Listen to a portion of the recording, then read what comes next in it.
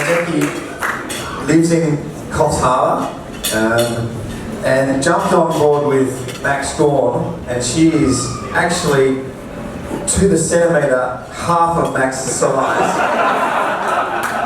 Jumped on board a young bloke who was going to be pretty good because he was tall, but really wasn't doing a lot of injuries, wasn't able to do a pre-season, and now he's becoming, it's up there with Todd Goldson at the moment in conversations as being the best ruckman in the AFL. Jacqui, you must be so pleased with your big boy.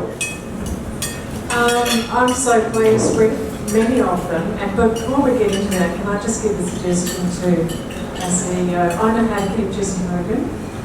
You find him a very nice guy, a gigantic mortgage and 5 or 6 rather small children. You'll never get them. I hope so. It's rather nice, so I'm sure we could marry him off too. I've got a lot of show and tells for everybody to see. I'm hoping I've finished talking that everybody will want to put their hand up to be a player sponsor because it's a sensational experience. So, unfortunately, Gawn needs to change numbers, so I'm going to end up, this is my fourth year, and this gentleman might like to hold up his current number for us. Would you like to stand and hold that? Yeah, and both of them are Jimmy Stein's numbers, so this is my fourth year. I've got 2 number 37s and 2 number 11s, and I'm delighted.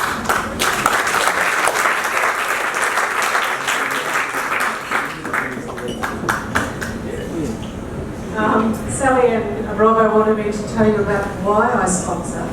My journey to player sponsorship started in Sydney. It started on a day very like this, and my dear friends Steve and Janet were with me. We went to a match. I can't remember if it was Greater Western Sydney or Swans, but Sydney flogged us within a millimetre of our lives. It pissed down rain. It was a filthy day, and despite how gracious Steve and Janet were, I went home and not a very happy girl. I got home to Coffs Harbour and I thought, I am never going to another football match in my life. If we're going to get flogged, I'm going to watch them in the privacy of my own home, where I can cry. Anyway, I gave myself a good talking to, and after a while I got out a bit of paper and a pencil and I worked out what it cost me to go to the football. And I can tell you that from Coffs Harbour to the MCG puts a big dent in your fortnightly salary when you go. And I thought, well, how could I use that money to give myself more enjoyment in my football? And I hopped onto the website and found player sponsorship, rang up Leon Conville and I had a chat to him. There were some players who didn't have a sponsor, and I didn't know them from a bar of soap, honestly. I looked down the list, and in those days it was called a Guernsey sponsorship because you got a Guernsey. And there was Max, no sponsor. I thought, the poor kid. And then I thought, 208 centimetres, I'll probably get a really big Guernsey. Although I have to tell you, Peter, that it isn't big enough. The poor man, I have been asking for a longer Guernsey for him because his tummy's always showing in the middle of winter, which gives him a good opportunity to sell those rungies he's marketing, but the poor lad's freezing.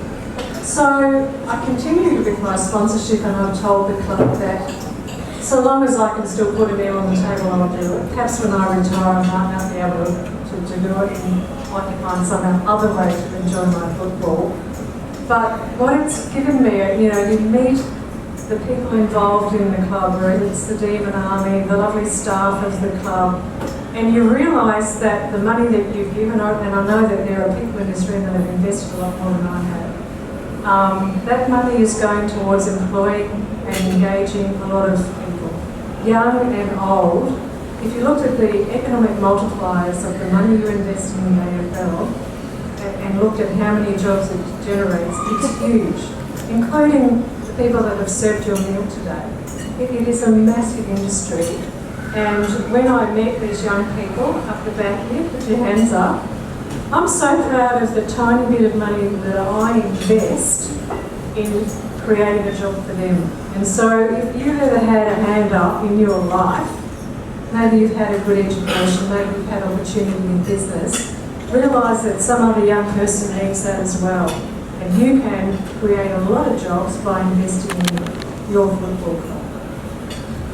Oh, this is great. I guess that's brilliant, and nothing more to say than ask one more question.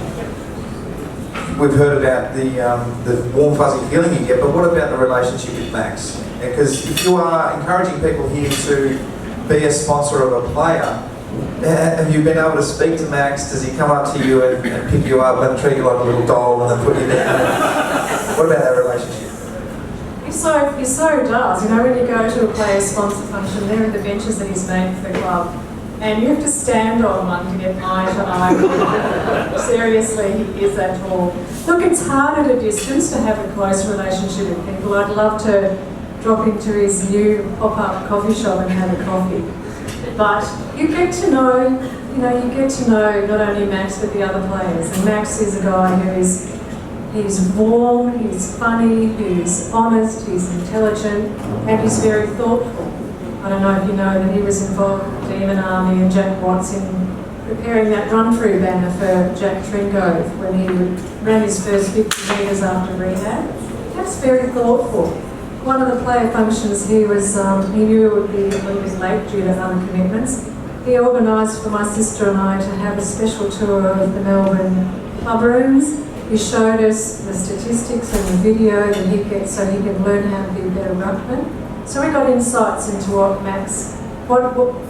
is this person Max Gawn, and one of the things that I've been the most impressed with is that he's gone from being a tall guy, and I don't doubt you recruited him because he was tall, not necessarily the most talented person in that area of the game, but he has worked hard, he's overcome knee reconstructions, he's managed to keep his funny bones intact, and he's studied himself, not only his opposition, and he's learning to be less and less predictable as a player and to master his own psychology. The stuff in his head is far more important than any other aspect of his game.